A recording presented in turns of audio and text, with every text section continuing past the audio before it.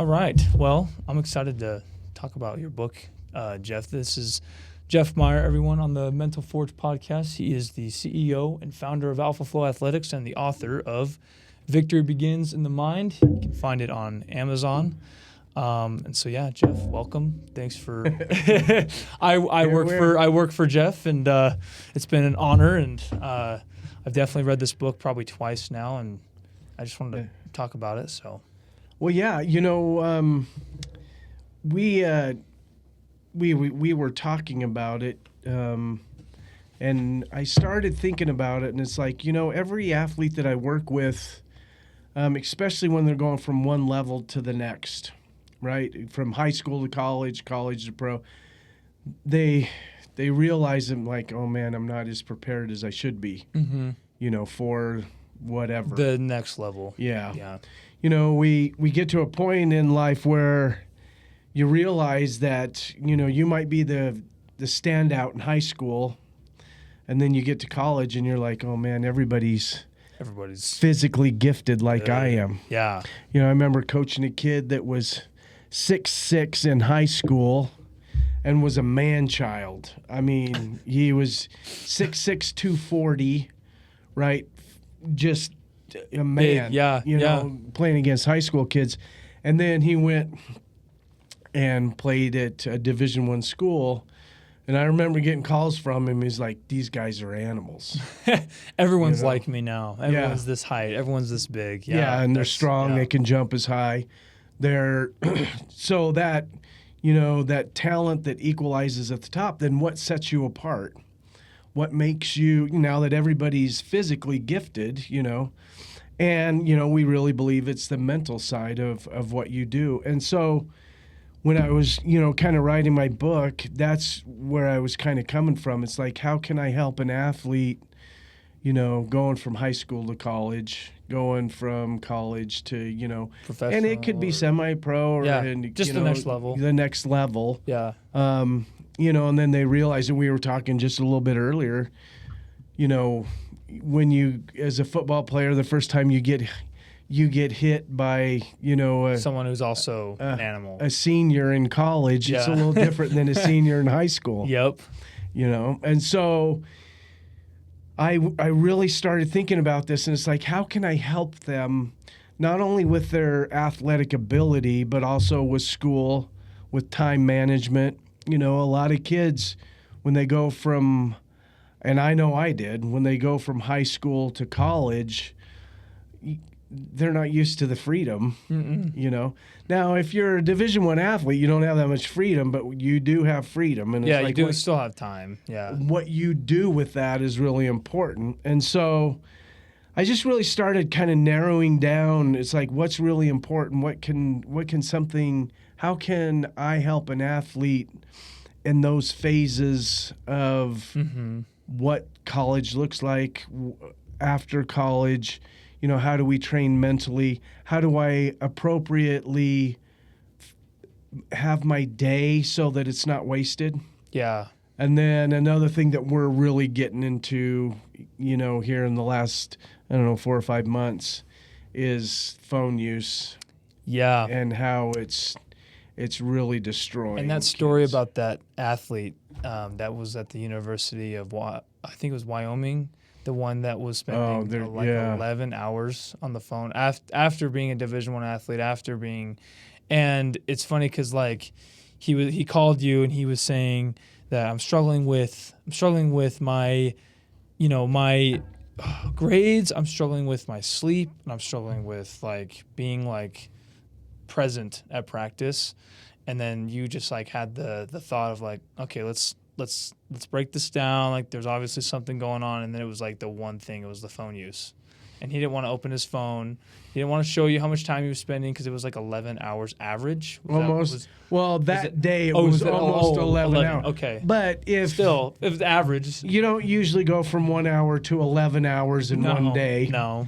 It's kind of winding up, and so that's one thing. And I actually just read it was a pretty cool article. It was about Michael Jordan and the people that knew him. I think They said the one thing that he's so good at is he was present. No matter what he did, he was just practice, lifting, games, like all of it. Yep, he was there. Yeah. You know, be here now. And that's the thing. And we're teaching, you know, with our phones, it's always a distraction. It's always, you know, and as we speak, your phone distracts you. my phone was ringing. Well, it goes off, you know, like, you know, and so it just distracted it, you know. And so I read another study the other day that said the average high school kid touches their phone over 2,000 times a day. Yeah. And I'm like, how are we getting anything done? Yeah, because you got homework, you have to listen to the teacher. So if you're just reaching for it, and Yeah, I mean, they have a thing that's called phantom pocket vibrations. So yeah. No, I'll read this. I posted this on Instagram, this quote. Okay. And so I highlighted, this is in chapter 3 of your book. It's the impact of cell phone use. And this is for everyone. This isn't just for athletes. This is for, I feel like when I read this book, you know, I don't really, the athletic world that I compete in is just like racing now and just like lifting and just like being healthy, which is still an athletic world. Oh, yeah. But this says, let's cut to the chase. You're juggling schoolwork, practice, and maybe a social life if there's even time left. We all know you've got a phone. It's like an extra limb these days. So what do you mean? What did you mean by that? Because I highlighted that part. I read another study that said, I think it was like 27% of the kids throughout a week have said that they have fallen asleep with the phone in their hand. So it's like another limb. It's like part of them, you know. Yeah.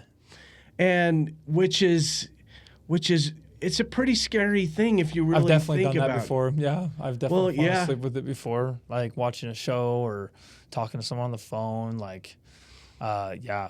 You know, and in the, you know, back in the prehistoric days when the phone was on the wall with the wall cord. I remember, you know, I got really jazzed when my parents bought a 18-foot cord so that you could talk on the phone laying on the couch. And I don't know if you probably remember this part in the movie Napoleon Dynamite when he grabs the phone off the wall and you can see that cord go into the other room. And I remember we were watching that one time. My mom was like, "Yeah, see, that was us. We had one of those. It was like a 36-foot long cord, and it would go everywhere. You could walk around with. I can't imagine like, you know, getting tripped over. Like if I was a dad and I was tripped over the cord. Like, oh gosh, yeah, that would be. I think, you know, and you know, we call it a phone. It's really not a phone anymore. The phone. Matter of fact, when's the last time the only person you probably call is your mom and your dad and me. Yeah. I mean, do you call it? I mean, I am definitely one of those people that likes, I don't like texting, but like texting is a lot more easier. Like it's just like something you do. Plus, more kids my age respond on text. They don't answer their phones, which is, I don't know. I mean, I'm just weird like that. But I do text way more than I do call, for sure. Like, and that was never a thing. When did that come out? Yeah, so I know paging was a thing. Like maybe 15, 18 years ago. Yeah. You know, when you started, you know, that started becoming something. And then, you know, now the texting, I mean, it's off. Yeah. It's off. I mean, some kids up to 5,000 texts a day. Yep. So if you look at that, and the athletes, when I'm working with them, one of the things I'm really trying to have them understand, if you can learn on things to ignore, it makes it easier, obviously, to focus on something.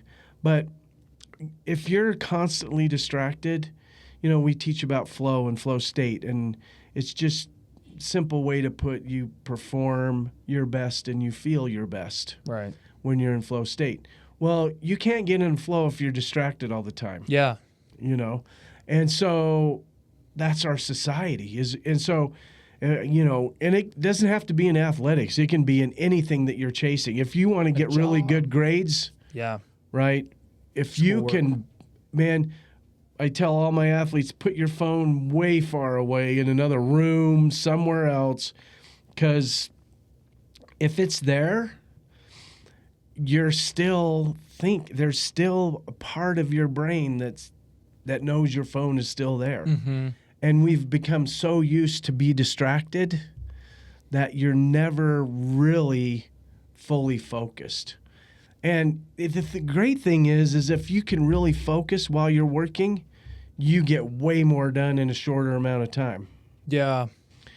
Yeah. What was that study that you were telling me about the other day? It was like the average worker. There was a study done by neuroscientists. The average worker gets 20 minutes of deep work done. It's actually, I think it was done by Microsoft. Oh, they really? said 9 minutes. That's it. 9. Deep work. 8 hours a day. In the American Work Society, only 8 minutes of actual 9 minutes, of actual deep work. And I'm sure there's like other things that go into that, right? Like there's probably people like to talk to each other, in an office and stuff. But still, like, I mean, you get buzzed at home, and you're just like, and then you're caught in the matrix of looking at your phone and look at these. I mean, because the one big thing nowadays, because I'm guilty of this, and it's funny because my friends will send me reels all the time, like on Instagram. Mm-hmm. And so then you click on it, but then naturally, you swipe. Like it's like a brain. It's a brain thing. Like naturally, it's like, funny, and then you're like, oh no, like 30 minutes just went by. Like that's Yeah. But and I look at it and it's like, we're not going to tell, I would never tell somebody, throw your phone away. That's not what I'm saying. But it's like, if you go in, have a plan, set a time limit. Don't just do, and I in this book, The Anxious Generation is a book. Love that book. And you were the one that recommended that to me. Yeah, that was a good one. I think he was talking about he was interviewing somebody, and they said that our attention is like confetti now. So it's everywhere. It's just like everywhere. We're never totally present, and the thing is frustrating is, when you're having a conversation and then somebody in the middle pulls out their phone, and it's like, that's annoying. Well, it's like that's way more important than the person standing right in front of you. Just think of what it does to relationships. Oh yeah. You see families, couples. It's like, well, this phone is way more important than you just sitting in front of it. Right. One of the 5 love languages is like quality time, right? So like if your partner or even like your friends, if that's their love language, and you're at their house and just on their phone, like it's like whatever. It was so funny. I listened to it was a comedian yesterday talking about how you don't see people with casts on anymore, kids with casts on. And it's because everyone's inside. Everyone's inside on their phone, and they're not. He's like, what did he say? He said he used to walk into an elementary school and it was like a VA hospital. Yeah, because there's like casts everywhere and people signing casts. He's like, you just don't see that anymore because kids are so like at home playing video games, or just like on their phones. Just on their phone. Yeah. So and it's so true. Yeah. In that same book, he talks about that. There in 2010, there was the play-based childhood. Yeah. And after 2010, he describes as phone-based childhood. Mm-hmm. And, the play-based childhood, that's when you're testing boundaries. You're finding when you do Going something, you actually get hurt. Yeah. There was this, when I was growing up, there was this park outside my house, and it was like a 3-layer tower. And, like, you were, like, a cool kid, right, if you could get to the top of the roof. And I was able to do it once I was, like, 10. But, I mean, like, going back to that park, like, when I was an adult, like, if I would have fallen off that, like, that's like, I would have broke something. Oh, yeah. I would have broke something. Yeah. And so, but. Now, we're not saying we want you to go out and break bones. But what I'm saying is that if we don't, and that's the other thing, if you look at athletic ability and talent and grit, stuff like that. Yeah. if we never push ourselves, test the boundaries to see how far we can go, we're never going to be great. You're going to be, and I don't know. I just really believe one of the worst things that you can do for a kid is, right, especially when they're really young. I mean, there are parents giving kids phone when they're, and when I say phone, they're handing social media over, when they're 7, 8, 9 years old. And it's like that, to me, it's just a recipe for disaster. Yeah. I heard somebody say that's when it's not when you give the world to your kid, it's you're giving your kid to the world. Yeah, because everything's out there now. Everything. Yeah. Like you can go on the internet and there's no blocks, there's no there's different softwares that parents can download for their kids, but like most people don't, because most of those softwares are paid. Like you have to pay for them. In another, it's true. And in another study that I was reading, kids are not stupid. No, parents will do certain things. They get other accounts. What was that? That one time. Now, I think parents have caught on to it a little bit, but they used to hide the Instagram button underneath a calculator button. Yeah. So, so kids are, if they really want to, they'll figure different ways out. Would you say to do it? This is actually a question that I had, because I was talking to my brother about this, because my parents, when we were growing up, my mom, like when she would leave, would give us like chores to do right around the house. And the one thing that she went from taking because we had like one of those Wiis, the Wii. Yeah. So she would go from taking the Wii remotes, but then my older brother would find a friend that had a Wii and then just borrow the remotes anytime, right? So then my mom had to adapt. Okay, now what? So then she took the TV cord, and then my brother, being smart, found out that the same TV cord is the same cord for the computer, and so for like a year, like my mom would be like leaving, she's like, I'm taking the TV cord so you guys can't watch. But then we were like, okay, have fun. Everyone downstairs watching a movie, right? Like, so but like, is there like because like kids, like they're adapting, they're like learning how to adapt. In some way, is that beneficial? So, I mean, obviously, you're thinking, I guess the get point, creative, I guess. The point that if we could just teach them habits, it's like, and discipline, and say, okay, I know I'm not going to just throw it all away. Yeah. So it's like, okay, I'm going to get in. I want to have fun for this amount of time and do certain things.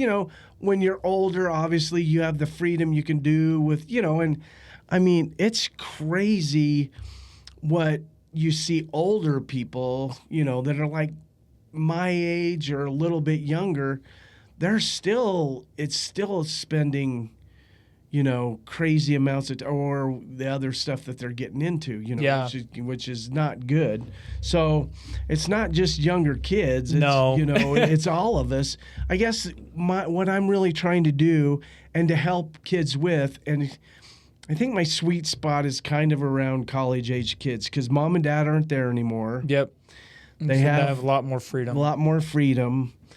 Especially here at BYU, Idaho. I mean, like, that's where we are locally, by the way, is I see kids staying out till like 2 a.m., right? And I'm like, don't these guys have class tomorrow morning, And so, but they don't have that thing. But it's okay, because like they can learn that discipline. Yeah, they can learn. And that's why we're here, is to learn. I just want to give them maybe tools and have a mindset of, I'm really trying to develop as a person. And if I sit in front of my phone for 7 hours a day, the matter of fact, I just told you yesterday, didn't I send you that text? It said, I wrote, I'm trying to write another book. Yep. And in this book, I wrote the more a person spends on their phone, it was more eloquent than this, but the more depressed they become.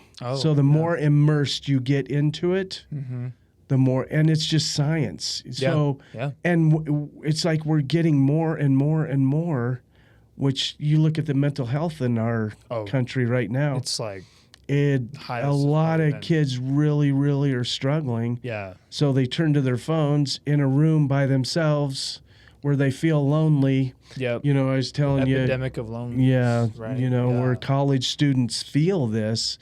Here they are in front. That could be one of the, when I was in college, we didn't have this. So it was a blast. I mean, we were doing stuff all the time. I was hardly ever in my dorm. Yeah.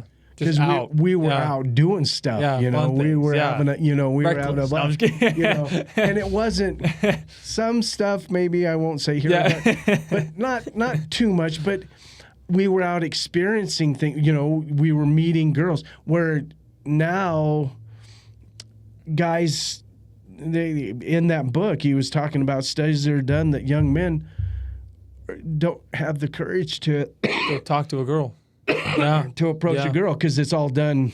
It's all done online easy. now. It's like easy. You don't have to. Oh man. Look at me. It's not like when I had asked a girl, it was a challenge, right? It was like, and you can get shut down just like that. Yep. Where on the on social media and stuff, it's easier. You're like, okay, they can ghost you. I'm gonna block her and I'm out. Yep, that's true. So anyway, but when I'm writing this, I got to the point where I just kept studying, and then on the chapter of cell phone use and stuff like that, I kept doing deeper and deeper dives, and then find out that it's just more and more and more a problem. Yeah. It's really become, and social media, they're going to win the war because they know what they're doing. Yeah. I have, I remember Dr. Amen, Yeah. He said, and I really believe this, he goes, if I was an evil dictator, the first thing I would do is give kids a phone, because then I can control them. Yeah. And it's really true. And you look at those young minds are being wired every day, right? Because your brain isn't fully developed until you're 25. Yeah, and they're 25, 26, 20, depending on... I mean, there's still neuroplasticity and things. But kids believe... This is something that I had a conversation with. Kids believe at a very young age what adults tell them. But then when they grow up... Because I've had people that have been in my lives, adults, that now I look back and I'm like, see, I don't agree with that. But as a kid, I'm like, oh, yeah. You're just so gullible, right? Like it's a you want to learn. So if you are watching things on your phone that are negative or whatever, your brain starts to develop. Well, and here's the thing with your phone is if you start looking at certain things, what are the companies going to do? Oh, keep sending. They're going to keep feeding you. So if you look at negative political things or whatever. They just keep. That's how the algorithm works. Yep. And it just keeps, and then you're just stuck on a negative loop. Yeah. It feeds your brain dopamine, which means that you have to now look. You're taking more time because it's feeding you your dopamine. Mm-hmm. But again, if we just look at the parent situation, I was thinking about this the other day. If the average high school, college kid is on his phone 7-8 hours a day. It says right now there's studies out there that say the average parent will spend 20 minutes with their kid a day. Who's winning the battle? Yeah. Wow. Dang. So whatever your parents' beliefs, they might not even ever show up in your child's life because your child's spending 7 or 8 hours a day. Yeah, on the phone. When we went to Spokane, there was a part in your talk to the doctors and to the athletes that came there. You were talking about that neuroscientists, probably a couple neuroscientists that did that study from the age of 6 to I think it was 35. Mm-hmm. If they spend the average amount on their phone, which I think was 6 hours a day, is what they said, then they would have spent 9 years of their life, total 9 years of their life. That's 24 hours in a day. That's 365 days a year. And so when I posted that, I was like, what could you learn in 9 years? like in 9 years, you could do so much in 9 years. You can be an expert in anything you wanted to be. You could be a multimillionaire. You could help the homeless. You could solve so many problems. Yeah, like my friend's a roofer, and it took him like probably a couple years to learn how to roofing, but he said he didn't learn how to master it until like, and he started from when he was like 8 years old, but he said like to master the art of like roofing is like a 7-year process. He's like, I can do anything now. He's like, doesn't matter what project it is, I can do anything. And so 9 years, you can master anything. Like, and that's crazy. And the thing is it's like you're zombies. Yeah. I mean, remember when we went around campus and, I couldn't get anybody to look up at their phone. Yeah. And I'm thinking, you guys missed out on $50, by the way. It was $100. $100, $100 if you just made eye contact, but sucks to suck, I guess. No, but we might do it again. Just to hopefully, don't recognize us. But as I look at it, I just keep thinking, wow, we're gonna if this keeps going the way it is, we're just gonna have a bunch of people that don't know how to do anything, that sit around all day, and they're just feeding dopamine all the time. It's like you'll never, I remember when I was younger, we had to read dense books, when I was in college. It was like, it's like, here's your book. You don't have ChatGPT to wrap it up for you, Yeah. And so that focus, you look at the most successful people, they're the ones that know how to focus. Yeah. They can get so much more done. Yeah. I really like the book, The Power of One More by Ed Mylett, because he talks about how he's like, I have beaten time, because he breaks up his days into, like, one day is from 6 a.m. to 12 p.m., and he's like, I can get as much work done in a day during that time period because of my focus. And he's like, I wasn't always like this. This is something you have to train. You have to train focus all the time because you're just stimulated with phones and with distractions. Just everything that in life that's a distraction. And so like and like a couple paragraphs down from that first part of like mindfulness is your ally, you say, like, this is like one of the things that you have your athletes do. It says, negotiate with your inner negotiator. It whispers temptations like, just 5 more minutes. Here's a pro tip. Baskets of willpower. Drop your phone in one before a study session or practice. It's harder to argue when your device isn't within reach. And so that's like what you talked about. You talk about how you have your athletes go throw their phone somewhere in a different room or in a drawer so that they can just like, okay, for these next hour, I'm going to be studying this topic or whatever they're going to be doing. Studying plays. Like, I know that's a big thing for athletes. Like, I think my friend Logan, who you coached, because I think we had like maybe 20 plays in high school. He goes to Utah and it's a binder. It's a binder full of plays, and he's like, "Oh man, like I gotta memorize all these different plays." And like, how can you do that when you're? And then if you go to practice and you haven't studied, you're not probably gonna play because you're not gonna have the knowledge grades, of the yeah. And then if you with athletes, it's like, there are a lot of athletes that just want to get the fame, the bag, whatever. But the really great ones, it's like they do things different, and it's like, you look at phenomenal athletes, they not only know what they're supposed to be doing, but they know what everybody else is supposed to be doing. And that's what makes them so great, And so, but I tell you, focus is a lost art, and if we can learn to focus, if we can really, with the basket, it was just in and out, but it's like if we could get rid of our phones for a while, first of all, that's building that part of your brain where you don't always have to have your phone. Yeah.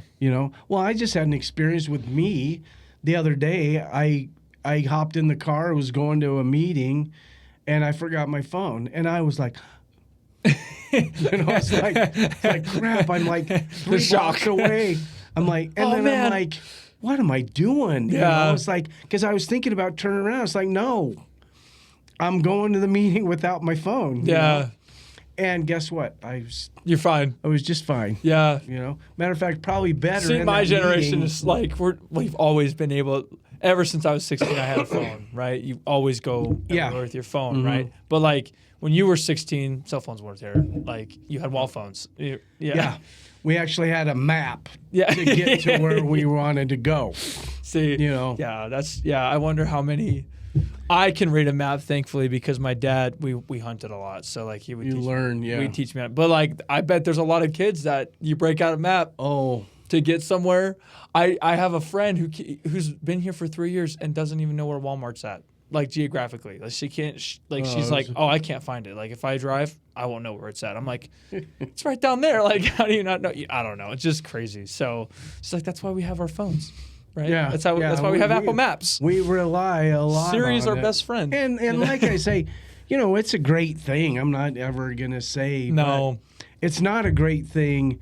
And the way, it's hard for me because with my business, that's where we were going to advertise. That's where I advertise is on the phone. I went to a theater. I was thinking about putting some stuff up in a big theater. Yeah. And, so I told my wife, I was like, let's go to a movie. And so we went to a movie. We sat at the very back, and I just wanted to see.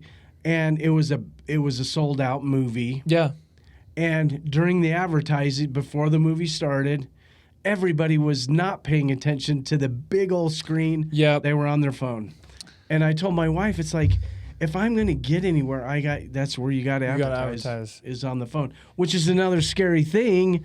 If you look at, for parents, it's like this is the only generation that right now an advertiser can get to without their parents knowing it. Yeah, and there's definitely a balance, like with like having it like take away your time, but like because we're not here to say like phones are bad because they're not. No, they are a tool for us to grow as individuals. We can listen to awesome audiobooks that help build our minds. We can listen to podcasts. We can watch, even like they have like YouTube podcasts, like what we're doing right now. And like you say in here, and I'm glad that like you clarify this in your book because I feel like you can just be like people can just pound something, but then they don't like clarify. It's like, okay, this isn't all bad. Like we are supportive. Yeah. You said, remember, it's a balance. Yes, screens can be useful for learning strategies, connecting with fellow athletes, and assessing crucial information. But when the craving of a screen tempts you into mindless interaction, identify the cue to shift your focus. Think of controlling screen time as another form of strength training. It's about discipline, consistency, and setting yourself up for long-term success.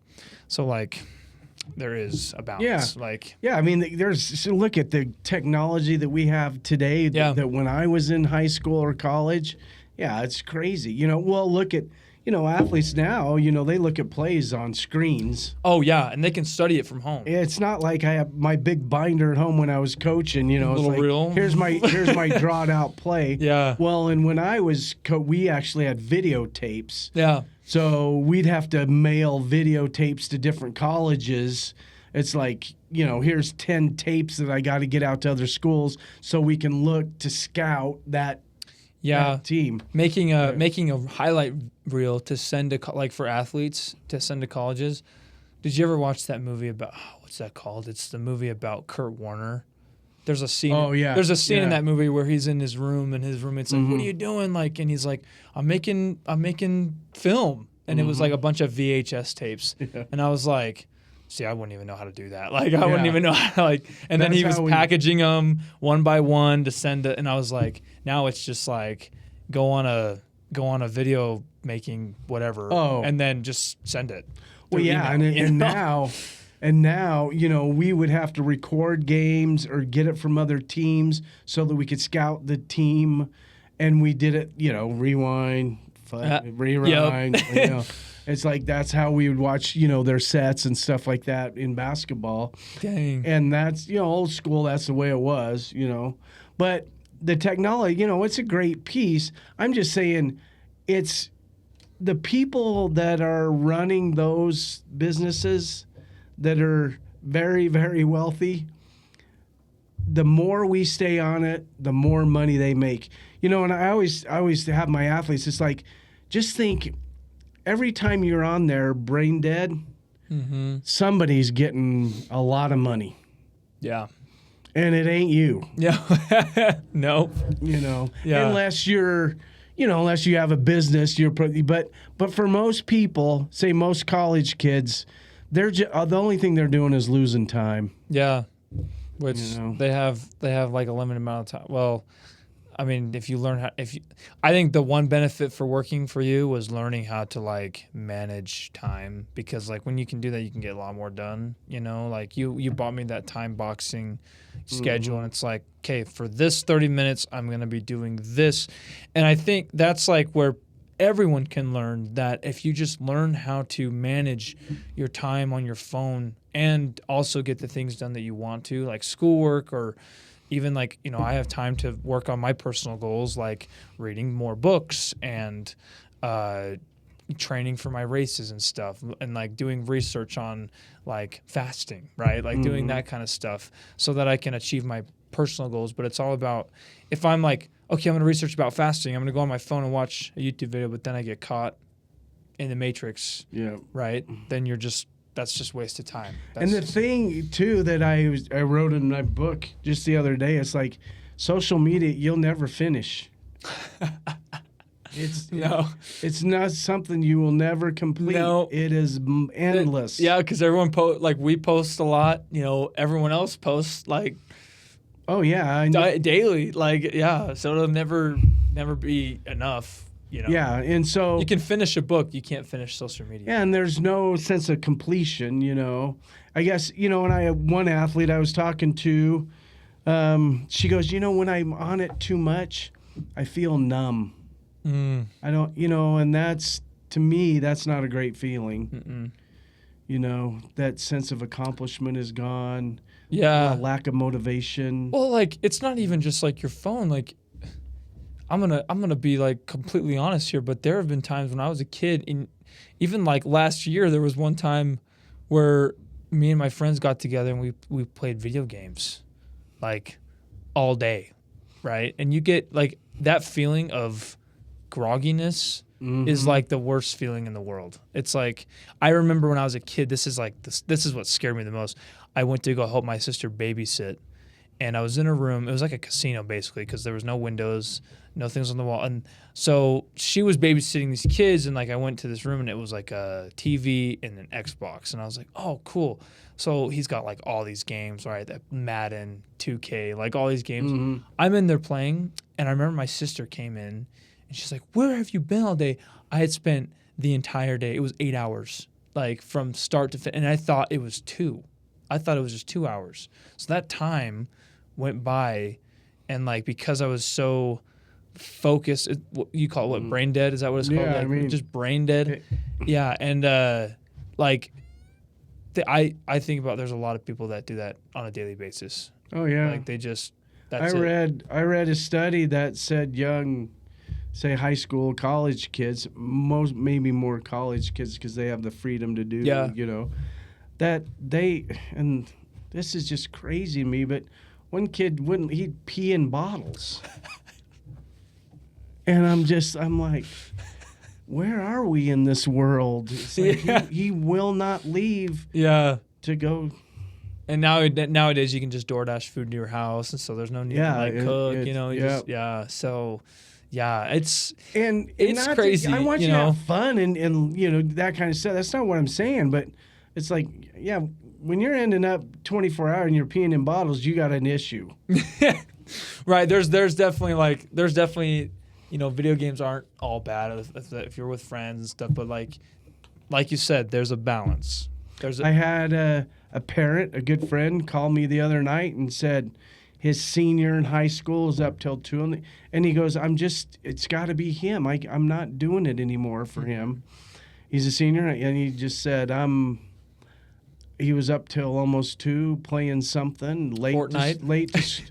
Might have been, late to school. Didn't get great sleep. Obviously, he's not going to perform great in school. No.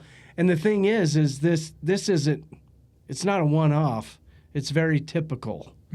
And the other thing with social media that we're finding out over years worth of studies, kids are not sleeping. No. They're not getting the proper amount of sleep to perform at your best. And I just keep, this is where I get excited, because it's like, if I could teach kids just to deal with this, they're going to destroy their competition. Yeah. Because everybody else is distracted. Yeah. Just walk around. Yeah. You'll see how distracted we are. And if you can focus and really get after some of the things, man, the world is yours. Yeah. That's because if you do walk around, everyone's on their phone. So yeah, that's a big, if you can learn how to focus, which I was never taught, like that as an athlete. That's like the power of focus. Like there's like strength and there's speed and then there's like, the plays. But you're just not these habits. These are like our habits. These are habits that we can develop as young adults that will carry on, till we're like older, because like even like when they're older, if they have this habit now of spending so much time on the social media, it's not going to change unless they make the change. Yep. They're gonna be well into their 50s and still addicted to their phones. And for me, the health decline too. Like for adults, like our health is gonna go out. Like just being outside, walking around, like people are just in their houses, cooped up. Yeah, they don't get any sunshine. No, they don't walk. It becomes, not great for you. And the older you get, the more important that is. Yeah. Yeah. Well, I'm definitely excited to do this like 10-part, stuff with your book and kind of read and go through like everything, because it's not just about the phones. There's other things that athletes always can work on. But like that is a big thing, I feel like, for right now, like in our day and age, like, it used to be you had to like pay for calls, right? Like you had to pay. So I feel like if we brought that back, that might be a change, might be a little bit of a change, maybe paying for texts, but there's just not that anymore. So everything's like not free, but the reason why they give you apps, if they really charge for it, which is just crazy. See and in closing here, if you understand this, that we think that Instagram is the product. Mm-hmm. We're actually the product. The advertisers are what's paying for Instagram, right? We become the products where we're on there all the time. Yeah.